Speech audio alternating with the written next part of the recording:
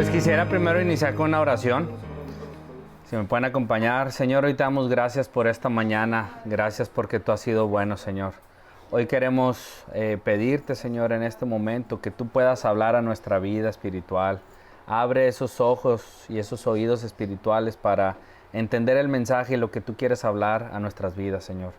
Te pedimos que traigas con bien a las personas que están por acompañarnos y a las que vendrán al servicio, Señor. Utilízame, Señor, para hablar lo que tú quieras que hable y que este mensaje sea de beneficio y de bendición, Señor, para nuestras vidas. En el nombre poderoso de Jesús. Amén. Bueno, pues muchas gracias. Pues me tocó un tema bastante controversial para mí. La verdad es que es un tema con el que yo normalmente he batallado desde que inicié mi vida en Cristo y ahora que estoy. Y que es pues, la justificación que tenemos por fe de la vida eterna, de salvar nuestros pecados. El objetivo de esta clase pues, es entender que la salvación realmente es un regalo que Dios nos dio. Que no es que lo hagamos por obras, por acciones, por pensamientos, simplemente pues es un regalo que Él nos ha dado. Y bueno, se puede entender de tres maneras este mensaje. Primero, cómo es la problemática, entenderla, describirla.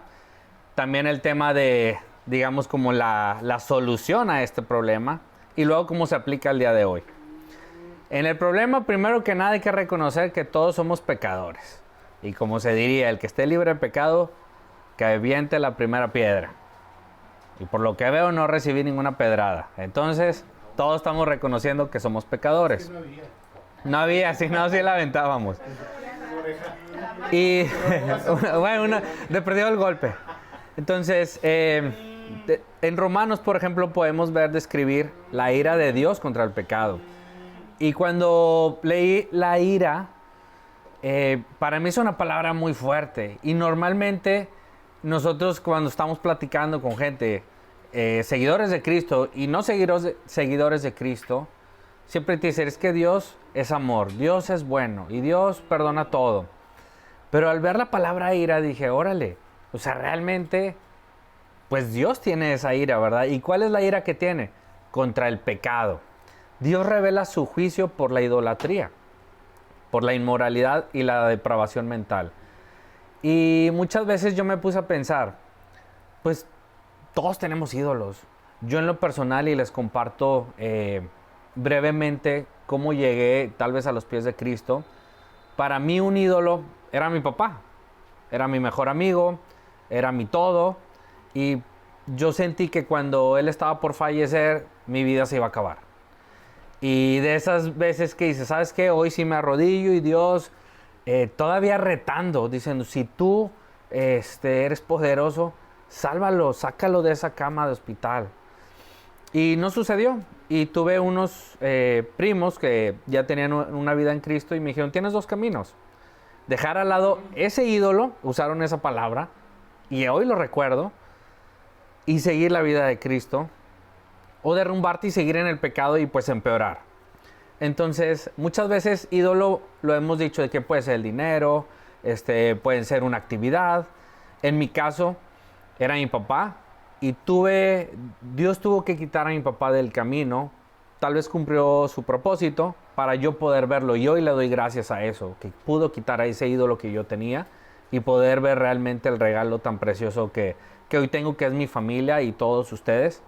Y no hubiera conocido a mi esposa si nunca hubiera sucedido eso, y de eso estoy seguro. Entonces, la idolatría es algo que obviamente tenemos que quitar, la inmoralidad y la depravación mental. Y como consecuencia, se puede entender que todos estamos sin excusa, todos somos pecadores, todos, y hay que reconocerlo. También podemos ver en Romanos el tema de los judíos y los gentiles, todos estamos bajo condenación. ¿Qué son los gentiles? Sinceramente yo no lo conocía. Y por los gentiles se puede entender que son aquellas personas que conocen a Dios por su creación y por la conciencia, la ley natural, la ley humana. Los judíos, aquellos que tienen la ley de Moisés, la que siguen, pero igual no la obedecen. Entonces, tanto ellos como los otros, creyentes o no creyentes de Cristo, todos estamos bajo pecado. Muchas veces decimos, no, pues es que yo voy a la iglesia, yo tengo mi vida en Cristo. Igual pecamos. igual pecamos. Entonces, aquí es donde empezamos a entrar a dónde viene la justificación y la salvación que ya tenemos, y ahorita vamos a tener la buena noticia, que es, nosotros tenemos la salvación, no por la ley, no lo porque dice la Biblia, no por simplemente el conocimiento que tengamos, sino es por la gracia de Dios. Ya tenemos esa salvación. Cristo ya pagó por nosotros en la cruz. Entonces, yo recuerdo de las primeras veces que yo asistí aquí al Olivo, el hermano Nicolás, ya saben que pues le gusta preguntar, acercarse a las personas nuevas. Y en una de las primeras preguntas que me hizo fue, ¿tú estás seguro de que vas a ir al reino de los cielos? Y con pena lo digo, me reí, le dije, pues claro que no. Y luego me dice, ¿pero por qué no? Le dije, porque yo aprendiendo, ¿verdad? Dije, pues soy bueno, hago cosas buenas. Le dije, pero me duele decirlo, tengo la duda. Y me dice, es que no dudes. Me dice, ¿tú tienes fe de que Cristo murió en la cruz por ti para perdonar tus pecados? Y le dije, sí, eso sí lo reconozco y tengo esa fe. Me dice, eso es suficiente. Si tú tienes la fe de que Cristo es la salvación, pagó por tus pecados, te has ganado el reino de los cielos. Y me recuerda que decía, no por eso ya te vas a tirar a la cama y ya no vas a tratar de obedecer y seguir los principios y los mandamientos. Pero se me hizo muy curioso hoy recordar eso. O sea, realmente la fe que debemos de tener es la que nos va a llevar a esa salvación, reconociendo que Cristo pagó por nuestros pecados. Y bueno, aquí como una pregunta, y es un poquito de debate y si alguien quiere compartir, ¿por qué crees que ser buena persona no es suficiente? Esa es una pregunta que sobre todo con la gente no creyente, siempre te dicen, oye, te le acercas, es que hay que cambiar, que los mandamientos, Dios es bueno, yo voy a ir al cielo. Y lo dicen con una seguridad más que una propia, ¿verdad? Es que es bueno, Él me va a perdonar todo. Entonces yo les hago la pregunta por si alguien quisiera compartir. ¿Por qué creen que el ser buena persona no es suficiente para Dios? Cualquier cosa que hagamos jamás va a ser suficiente. Como un ejemplo, veamos, un espejo te puede mostrar lo sucio de algo, la suciedad. Así nos muestra la ley, el pecado. Pero eso no lo quita. Tú lo puedes ver y no lo quita. Y como podemos ver también en Romanos 3:28, pues la salvación no es por obras, lo acaba de decir Beto igualmente con ese ejemplo. Los judíos y gentiles igual, ambos se salvan por fe. Entonces, recordemos, es la tarea que tenemos a partir de hoy y desde tiempo atrás. Tenemos que tener esa fe y esa certeza y seguridad de que Cristo ya pagó por nuestros pecados y que la salvación la hemos ganado por su amor y por su gracia, no por nuestras obras, y jamás va a ser por nuestras obras. Un ejemplo también es el de Abraham. Justificado ante sus obras, cuando Dios lo declaró, simplemente Abraham creyó, o sea, la fe. Y ahí vemos una imagen que a lo mejor lo puede ilustrar, en donde él, creyendo también cuando le decía, oye, tú vas a ser la cabeza y el padre de generaciones, de generaciones, de generaciones, y tuvo fe. Igualmente, cuando hizo fértil a Sara a sus 90 años, y a veces, y comparto un poquito el tema personal, pues yo decía, hijo, eso no podemos tener hijos, y decía, es que la edad, y leyendo esto, ayer estaba, oye, pues a los 90 años, una fe inquebrantable, y peor aún, y pongo el ejemplo de un primo que no es creyente, él se casó ya grande, y su esposa tenía 50 años, y en la familia decíamos, oye, ¿y quieren tener hijos? Sí, claro. Pero por la edad, a lo mejor se va a batallar o algo. Claro que no, yo estoy seguro, y lo decía con la seguridad, se va a embarazar y van a ser mi hijo. Y a lo mejor Hugo nos podrá compartir más en el tema médico, creo que pudiera ser, es un poco más complicado tener a lo mejor tu primer descendiente a esa edad como mujer, a los 50 años. Y yo dudaba con la edad de mi esposa, mucho más joven, y él tenía una fe y se cumplió inmediatamente. Y yo decía, órale, y ni siquiera él cree, ni siquiera cree en Cristo. Bueno, sabe que existe, pero no le interesa. Y tuvo una fe mayor que la mía. Entonces, eso también es una invitación de que cuando estamos cerca de personas que no son creyentes, los primeros que tenemos que demostrar que tenemos fe somos nosotros. ¿Para qué? Para que ellos también después quieran venirse a este camino. El centro del Evangelio, lo comentábamos ahorita. Cristo murió por nuestros pecados y resucitó para nuestra justificación. No es un regalo, no se gana, se recibe por fe. No traje aquí el ejemplo que iba a traer, más bien se me olvidó, pero era como encontrarte como un boleto de la lotería o un cheque que simplemente decía, oye, aquí está, es tuyo.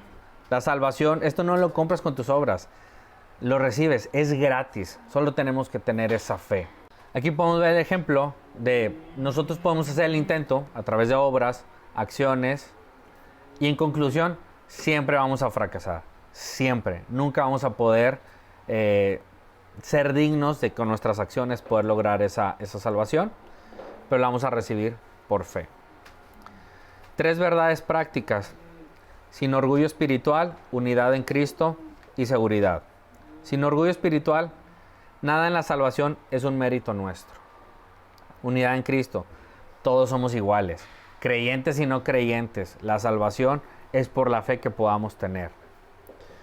Y la seguridad de que la resurrección de Jesús garantiza nuestra justificación. Aquí igualmente unas preguntas para compartir. ¿Por qué nos cuesta aceptar que Dios justifica al impío sin exigirnos? ¿Qué ídolos modernos ocupan el lugar en Dios en nuestra vida? Si alguien quiere compartir, yo ahorita comparto la mía. Sí, ese ego que tenemos por el orgullo, por la belleza, por el aspecto físico, por la aceptación en la sociedad, la economía.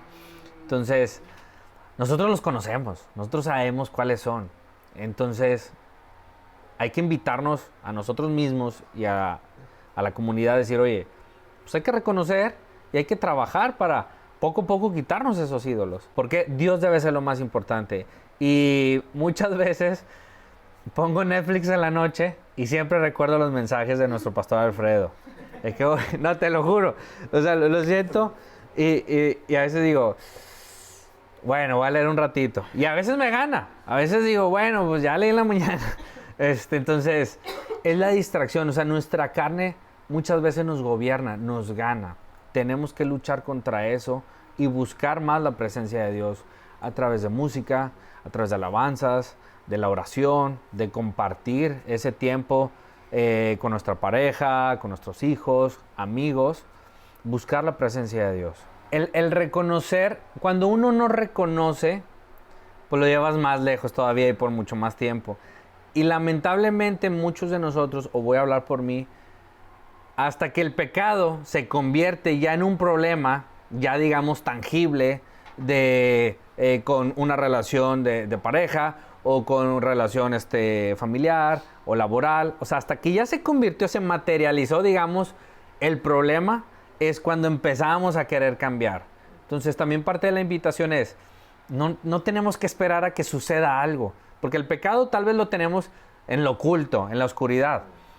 Y sí conozco mucho y me incluyo, es hasta que te ocasiona el problema es, bueno, ahora sí, déjame, tienes razón, lo confesé, pues no lo confesé, salió a la luz y ahora es donde queremos cambiar. Entonces hay que invitarnos y llevarnos la tarea, no hay que esperar a que suceda eso, hay que trabajar de una vez desde lo oculto y confesarlo con Dios. Yo también quería agregar, antes del cierre, el ejemplo de lo que ahorita comentabas. Yo le puse una regla a mi esposa, que, no sé, estábamos caminando o estábamos conviviendo y yo hacía algo que se molestaba y se enojaba. Y pues es muy noble, muy sencilla, me hablaba con mucho amor y me decía, oye, exactamente, muy, muy noble para su reclamo. Y yo me acuerdo que esta regla me la enseñó mi papá, no sé si sea buena o sea mala, pero puede venir un poquito ad hoc a esto, decir, oye, ¿sabes qué? Yo no sabía que eso te molestaba, no lo sabía.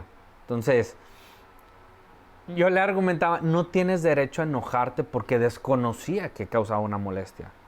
Pero ahora que ya me confesaste, me comentaste que eso te molesta, hoy en día, ahora sí, a la siguiente vez que vuelva a suceder, tienes el doble o el triple de derecho de molestarte porque ya me lo hiciste conocimiento.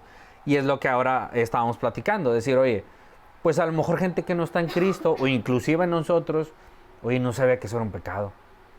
No sabía que eso estaba mal. Entonces ahora que ya sabemos, pues nos van a juzgar más severamente. Tú sabes, tú conoces mi palabra. Y aún así, consciente y hasta a propósito, vas y pecas.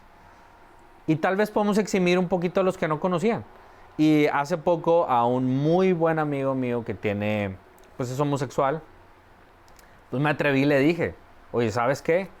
No sé si sabías o no. Me dice, no sabía que eso viene en la Biblia. Se lo compartí, como que ya no le importó, pero le dije, ya lo sabes. Hoy ya lo sabes, no lo sabía. Y le creo porque fue sorpresa de, órale. Le dije, hoy lo sabes. Y hoy Dios te puede juzgar, por así decirlo, más porque ya sabes que eso no está bien. Te voy a poner un ejemplo similar, a ver si me puedo entender mejor. Tal vez por un accidente cometiste un homicidio, por un accidente automovilístico o algo, pues vas a la prisión. Decir, oye, pues no fue mi intención, me desvié y terminé atropellando a alguien. Ahí, por ejemplo, una pena sería de 10 años. Pero si hay un video que muestra que tú lo perseguiste, esto, el otro, tal, es todavía peor. Entonces, más o menos es a lo que se traduce aquí. Igual, tal vez en el tema homosexual de mi amigo es, oye, pues como que ya no vas a entrar al reino de los cielos, ¿verdad? Sepas o no sepas. Pero ahora que lo sabes y que tienes una tarea y una invitación para acercarte a Cristo y decides no acercarte a Cristo y no tratar de cambiar eso, es aún peor, digamos, la consecuencia. Sí, y continuando en esa parte, igual recordar que pues, no hay pecado chico, grande, hasta donde yo tengo entendido, lo que he estudiado es el único que se pudiera considerar como un poquito de nivel superior sería la blasfemia.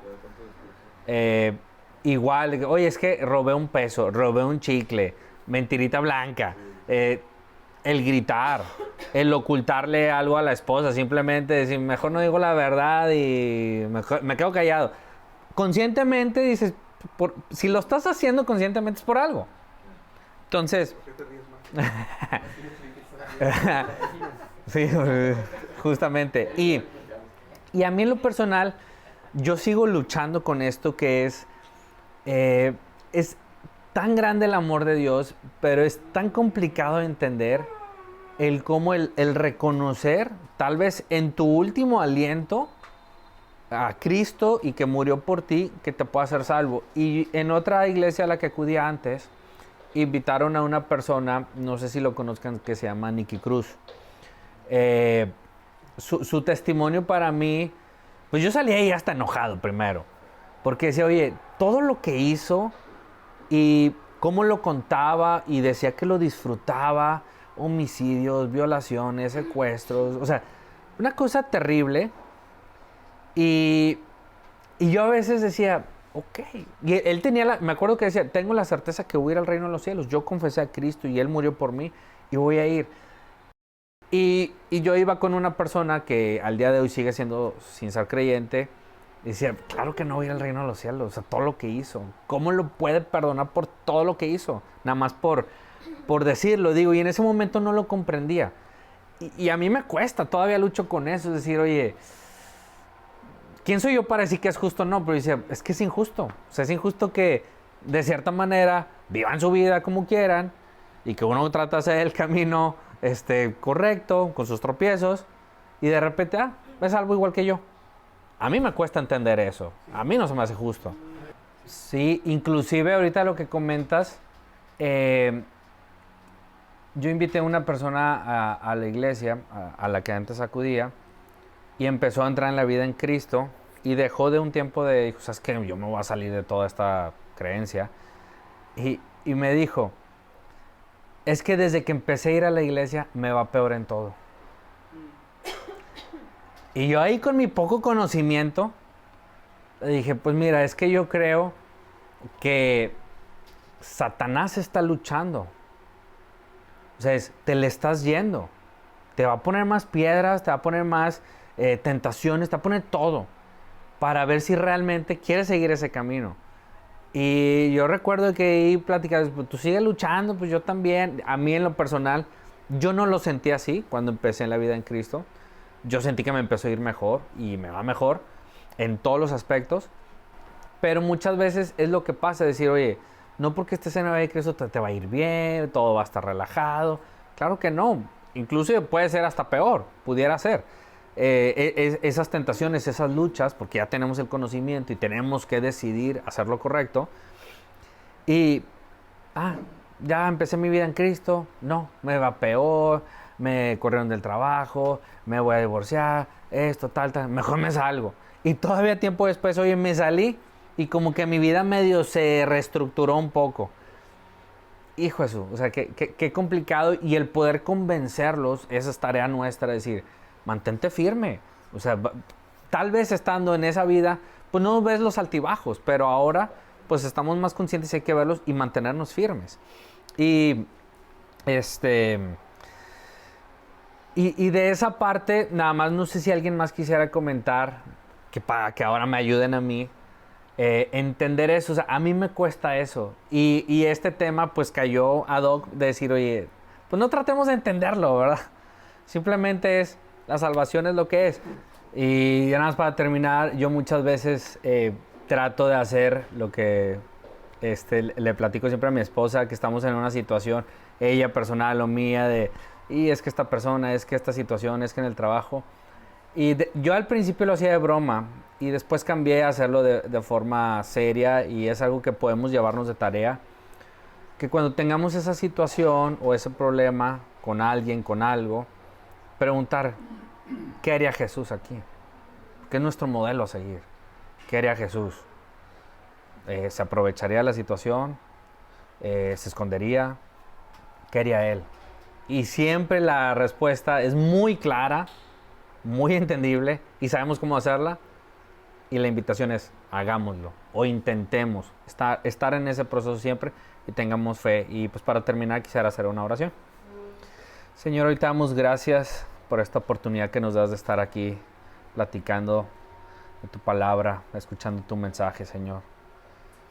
Queremos pedirte que nos llenes, Señor, de fe, que nuestra vida sea acompañada siempre por esa fe inquebrantable, esa fe asombrosa, de que tú, Señor, fuiste quien murió por nosotros para pagar nuestros pecados, y que gracias a eso tenemos la bendición de poder ser salvos.